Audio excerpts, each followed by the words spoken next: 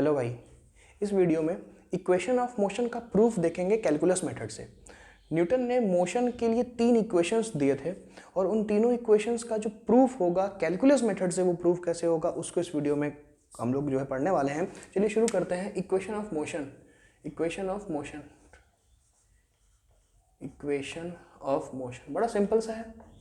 पहले कुछ चीज़ मान लेते हैं। पहले मान लेते हैं कि जो बॉडी है, बॉडी यूनिफॉर्मली एक्सलरेटेड बॉडी है, मतलब बॉडी का जो एक्सलरेशन है वो यूनिफॉर्म है, ठीक है ना। तो यानी कि लेट कर लिया, let body is uniformly accelerated,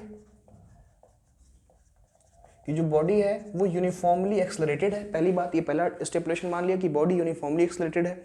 और ये मान लेते हैं कि टाइम t इक्वल टू 0 पर बॉडी का इनिशियल वेलोसिटी u है और डिस्प्लेसमेंट जो है r इनिशियल मान लेते हैं, ठीक है। और टाइम इक्वल टू t होने पर बॉडी की जो वेलोसिटी, फाइनल वेलोसिटी हो गई वो v हो गई, और वहां पर डिस्प्लेसमेंट को rf कंसीडर कर लिए, ठीक बात है ना। मान लेते हैं कि let body is uniformly accelerated and at t equal to 0 body has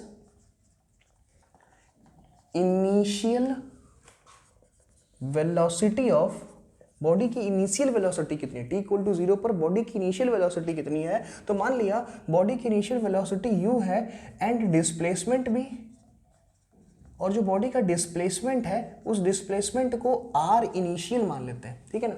displacement को r इनिशियल मान लेते हैं, या s मान लो या x मान लो, जो ठीक लगे वो मान लो, कोई दिक्कत नहीं है। r इनिशियल मान लिया, ठीक है ना। And at T equal to T, अरे भाई इवेंट स्टार्ट 0 पर हुआ, कुछ देर बाद बीतने के बाद क्या होगा, फाइनल वेलोसिटी उसकी स्मॉल v होगी। And at T equal to T body has final velocity, body has final velocity v and displacement v कितना, r फाइनल। समझ गया क्या, इतना बात समझ गया कि बॉडी यूनिफॉर्मली एक्सलरेटेड है, यूनिफॉर्म एक्सलरेशन से बॉडी चल रही है, और टाइम t इक्वल टू 0 पर बॉडी का इनिशियल वेलोसिटी u है, और कुछ देर बीत जाने के बाद बॉडी का फाइनल वेलोसिटी v हो जाता है। शुरू में उसका डिस्प्लेसमेंट r इनिशियल मान लिया और टाइम t पर उसका डिस्प्लेसमेंट कितना मान लिया, r फाइनल मान लिया।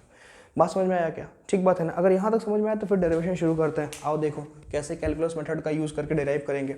एक चीज़ आप जानते हैं, तुमने पढ़ा है क्या, acceleration rate of change of velocity के बराबर होता है। एक्सलरेशन ए जो होता है, ये एक्सलरेशन ए, क्या तुम जानते हो कि ये dv बाई डी के बराबर होता है। सभी लोग जानते हो ए, ये एक्सलरेशन किसके बराबर होता है, acceleration rate of change of velocity a बराबर dv बाई डी के बराबर होता है, सही है ना। तो एक बात बताओ, यहाँ से dv बराबर क्या मैं a इंटू डी लिख सकता हूँ क्या। ये dv बराबर dt का मल्टीप्लाई इधर कर दिया, dv बराबर a dt हो गया, इसमें भी कोई दिक्कत नहीं होगी। अब integrating both side, integrating both side, दोनों साइड इंटीग्रेट करा दो भाई।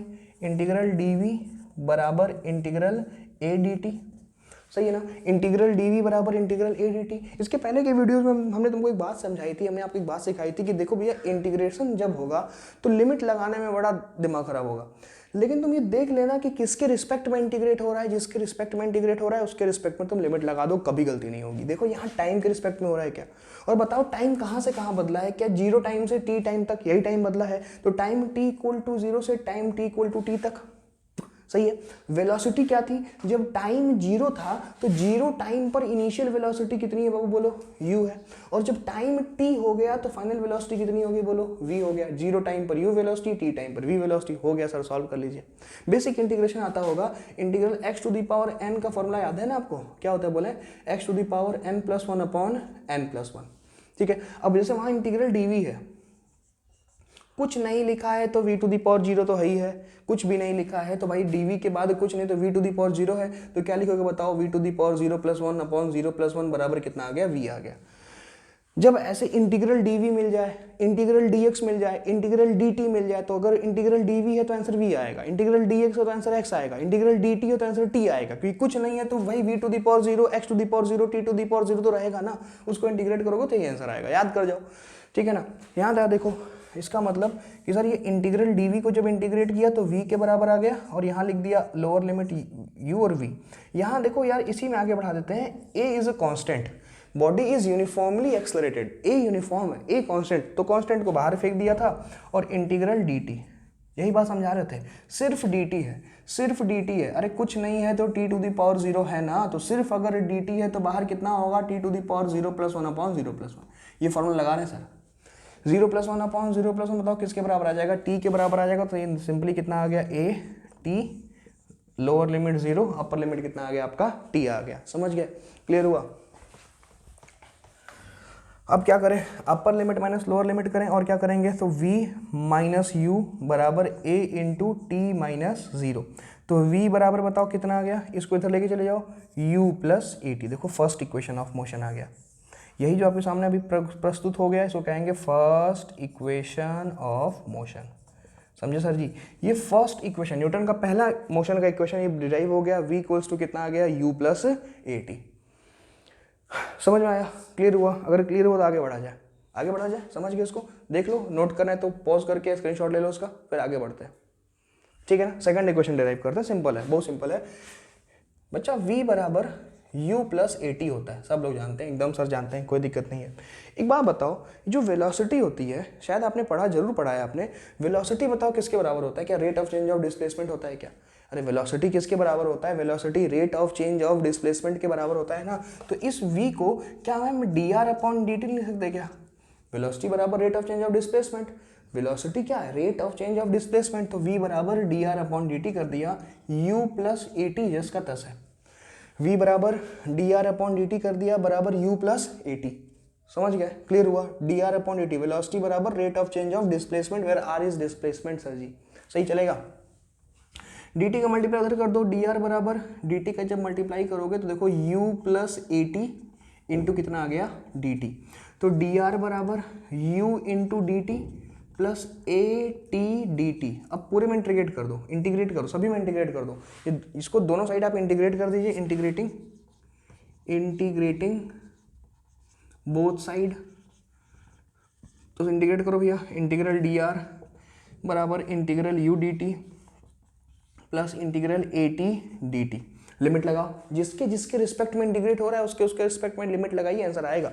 यहाँ देखो ये r मतलब डिस्प्लेसमेंट, और बताओ t इक्वल टू 0 पर कितना डिस्प्लेसमेंट था, कहा गया ri था। t इक्वल टू 0 पर कितना डिस्प्लेसमेंट माना है, ri, और t इक्वल टू t पर कितना माना था, rf। यानी सर जब टाइम t इक्वल टू 0 होगा तो यहाँ पर शुरू में डिस्प्लेसमेंट ri है और कुछ देर बाद कितना हो गया r फाइनल। यहाँ टाइम के रिस्पेक्ट में हो रहा है तो ये टाइम को हमने t कर लिया, यहाँ टाइम के रिस्पेक्ट में हो रहा है तो टाइम को कितना कर दिया, अरे सॉरी जी तो टी को कर दिया। इन शुरू में टाइम कितना है 0, कोई इवेंट की शुरुआत 0 टाइम पर हो रही है, कितने देर तक जा रहा है, टी टाइम तक जा रहा है। यहाँ कितने टाइम तक गया, टी टाइम तक। सिमिलरली यहाँ पर भी टी के रिस्पेक्ट में इंटीग्रेट हो रहा है तो 0 से लेके टी तक। अभी समझाया था, कुछ नहीं रहता, सिर्फ इंटीग्रल डी आर है तो बताओ क्या आएगा, आर आएगा। अगर भूल गया तो देख लो, कुछ नहीं है तो R to the power 0 D R है ना, R to the power 0 D R है ना। आर टू दी पावर 0 क्या था formula, X to the power N D X का फॉर्मूला, एकदम रट जाइए, घोल के पी जाइए, रात को 2 बजे भी सो के उठे तो आपको याद रहा है, ये भूले ना, ऐसा चीज़ है ये। आर टू दी पावर 0 कितना है, R to the power 0 + 1 upon 0 + 1, ये कितना आंसर आएगा बताओ, आर आएगा सर। यहाँ पर दिया मैंने आर इनिशियल से लेके आर फाइनल तक। यू है, यू तो बाहर हो जाएगा, इनिशियल वेलोसिटी तो हमें बदलेगी नहीं, इनिशियल वेलोसिटी तो सेम रहेगी ना, तो यू बाहर हो जाएगा। तो अंदर बताओ कितना बचेगा, इंटीग्रल dt, अंदर कितना बचेगा, इंटीग्रल dt। कुछ नहीं है तो बोलो कितना है, t टू दी पावर 0 तो है, तो t to the power n + 1, ये 0 इज n, पावर ही तो n है ना, तो अब 0 पावर 0 + 1 अपॉन 0 + 1 बताओ किसके बराबर आएगा, t के बराबर आएगा। तो u इंटू टी 0 से लेके t तक, प्लस यहाँ से a बाहर, similarly a is uniformly accelerated motion तो ये तो कांस्टेंट रहेगा। अब यहाँ इंटीग्रेशन देखो, इंटीग्रल t dt, भैया कितना पावर है, 1 पावर है, तो ये n की वैल्यू 1 है, तो क्या लिखो, t to the power n + 1 यानी 1 + 1 अपॉन 1 + 1 यानी कितना आ गया, t² 2, यानी यहाँ पे ये आ गया t² अपॉन 2, 0 से लेके कहाँ तक, t तक। Upper limit lower limit put करिए, यहाँ पुट करेंगे sir r final minus r initial बराबर u t - 0 plus a t² 1/2 को बाहर कर दिया। अच्छा मैं इसको लगा दूँ, यानी कि पहले upper limit t² lower limit 0², तो बताओ कितना आ गया, r final minus r initial बराबर ut प्लस हाफ at²। अब बताओ final position minus initial position, यही तो डिस्प्लेसमेंट होता है, फाइनल माइनस इनिशियल यही तो डिस्प्लेसमेंट होता है। Since r final minus r initial यही डिस्प्लेसमेंट s के बराबर है क्या, कि सर यही तो डिस्प्लेसमेंट होता है, और अगर यही डिस्प्लेसमेंट होता है तो इसका मतलब कि सर ये डिस्प्लेसमेंट s के बराबर है। s बराबर क्या प्रूफ हो गया, ut plus half at square, और ये जो आपके सामने प्रूफ हुआ है सेकेंड इक्वेशन ऑफ मोशन, ये मोशन का सेकेंड इक्वेशन प्रूफ हो गया तुम्हारे सामने। देखो इसी को लिया, v को dr/dt लिख दिया, dt का मल्टीप्लाई इधर किया, फिर इसको इंटीग्रेट कर दिया। कैसे कैसे इंटीग्रेट किया सब आपको यहाँ बता दिया, समझा दिया हर एक चीज को, और यहाँ पे second equation of motion proof हो गया। ठीक बात समझ में आया? देख लो, नोट कर लो, स्क्रीनशॉट ले लो, कोई दिक्कत परेशानी तो बताओ। ठीक है सर, सिंपल है, आगे बढ़े। चलिए थर्ड प्रूफ करते हैं। अब बारी आ गई थर्ड इक्वेशन प्रूफ करने की। अब यहाँ पर तीसरा इक्वेशन प्रूफ करेंगे, जो वो भी इजीली प्रूफ हो जाएगा। कोई ऐसी बहुत ही खतरनाक और कठिन बात नहीं है कि प्रूफ नहीं हो पाएगा, आसानी से प्रूफ हो जाएगा। चलो शुरू करें, कहो तो शुरू करें। ठीक बात, बताओ एक्सलरेशन किसके बराबर होता है? ए बराबर क्या होता है, सब बच्चे जानते हैं ना, ए बराबर dv/dt होता है। Acceleration rate of change of velocity यार, एक्सलरेशन किसके बराबर होता है? Rate of change of velocity के बराबर होगा। जो एक्सलरेशन होगा acceleration rate of change of velocity के बराबर होगा। अच्छा ठीक बात है, एक बात बताओ, क्या इसमें dx का मल्टीप्लाई और dx का डिवाइड कर सकते हैं क्या? अपने से कर रहे हैं, कुछ कर रहे हैं, अभी आपको समझ में आएगा ऐसा क्यों किए, ऐसा क्यों किया अभी तुरंत आपको समझ में आएगा। पहले अनुमति दीजिए तो हम करें, करके आपको बताएं। इसमें क्या कर रहे हैं हम जानबूझ के, अच्छा मैं अलग से लिखूं, v बराबर तो dv/dt था, इसमें यार जानबूझ के मैंने dx का मल्टीप्लाई कर दिया और dx का डिवाइड, सेम चीज़ का मल्टीप्लाई डिवाइड करने पर कोई समस्या ही नहीं यार, साला कट जाएगा। dx/dt को एक साथ कर सकते हो क्या? देखो तो इन लोगों की दोस्ती एक साथ करा सकते हैं, तो करा देते हैं। dx/dt इंटू कितना आ गया भैया, dv/dx, कोई दिक्कत नहीं। dx/dt क्या होता है? Rate of change of displacement is called velocity. x तो डिस्प्लेसमेंट है ना, डिस्टेंस डिस्प्लेसमेंट है ना, तो dx/dt क्या वेलोसिटी के बराबर होगा क्या? हाँ ना बोलना पड़ेगा भाई, dx/dt वेलोसिटी के बराबर होगा। तो ए सेंस लिख दूँ मैं यहाँ पे, since dx/dt is equals to velocity. मैंने यहाँ नहीं लिखा था, आप समझ जाएंगे ना, मैं लिख दूँ सिंस v इक्वल्स टू कितना है आपका dr/dt, आप समझ जाइएगा सर, इतना तो अंडरस्टूड है। ठीक है ना, v बराबर dx/dt, तो मैं dx/dt के प्लेस पर वेलोसिटी पुट करने हम जा रहे हैं, देखते रहिएगा, सोइएगा नहीं। a dv/dx which implies that, देखो यार dx का मल्टीप्लाई इधर करो, कितना आ जाएगा, a dx बराबर कितना आ गया, v dv, a dx बराबर कितना आ गया, v dv, सही है, जमा पकड़ में आई बात। अब इसको इंटीग्रेट कर सकते हैं क्या? इंटीग्रेटिंग बोथ साइड, देखना, इंटीग्रेटिंग बोथ साइड, तो integral a dx integral v dv। चलो आप फटाफट बताओ, अबे a तो बाहर निकल जाएगा, यूनिफॉर्मली एक्सलेटेड मोशन है, तो ये इंटीग्रेशन x के रिस्पेक्ट में यानी डिस्प्लेसमेंट के रिस्पेक्ट में, x डिस्प्लेसमेंट है ना, तो बताओ डिस्प्लेसमेंट कहाँ था? इनिशियल डिस्प्लेसमेंट r इनिशियल है और फाइनल डिस्प्लेसमेंट कितना है, r। x तो तुम्हारा डिस्प्लेसमेंट था। अगर किसी बच्चे को दिक्कत है ना तो वो dr का मल्टीप्लाई डिवाइड कर ले, डिस्प्लेसमेंट को x से दिखाओ, r से दिखाओ, s से दिखाओ, क्या ही फर्क पड़ता है, हमारे आपके बीच की बात है, आप तो समझ रहे हैं चीज़ों को, सही है ना। तो कोई बच्चा dr/dr कर ले यार, तो dr/dt इज वेलोसिटी कर लेगा। अब मेरे को dx समझा तो मैं dx कर दिया, कोई दिक्कत तो नहीं, इसमें कोई समस्या तो नहीं है, ठीक है ना। तो r initial r final, integral कितना आ गया a dx, ठीक है। तो क्योंकि डिस्प्लेसमेंट r इनिशियल से r फाइनल वेरी किया, वेलोसिटी कहाँ से कहाँ बदला बताओ, u से कहाँ पे गया, कहाँ गया v, u यानी इनिशियली कितना था, u था, फिर कितना था, v था। a बाहर हो जाएगा तो बताओ सिर्फ क्या, मैं इंटीग्रेट करके फिर दिखा दूँ, कुछ नहीं है, dx है। अरे एक्सलेरेशन बाहर हो जाएगा तो dx बचेगा, कुछ भी नहीं है तो सर जी x⁻0 तो है, और x⁻0 क्या, x⁻n dx का फॉर्मूला कितना होता है, x⁻n+1/n+1। तो x⁻0 +1/0+1 मतलब सिर्फ कितना आएगा, x आएगा, तो a बाहर करने के बाद यहाँ x बचेगा, r इनिशियल से लेके r फाइनल तक। v dv integral v dv, बोलो v पर कितना पावर है, 1 पावर है, n की वैल्यू 1 है, v 1+1/1+1 क्या v²/2 आएगा, यानी यहाँ कितना आ जाएगा, v²/2। देखो बाबू सही है, इतना समझ गए, इसको मिटा दे तो भी पास जगह बन जाएगी। अब पुट कर देते हैं सर, पुट कर देते हैं, upper limit is r final, lower limit is r initial, यहाँ 1/2 बाहर कर दिया मैंने, v² - u²।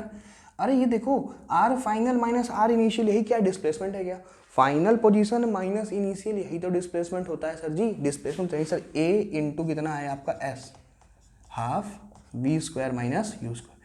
2 को मल्टीप्लाई करिए, 2as बराबर V square minus U square, ठीक है ना। तो यही जो आया V square minus U square बराबर 2as, ये आपका क्या है, ये आपका थर्ड इक्वेशन ऑफ मोशन है।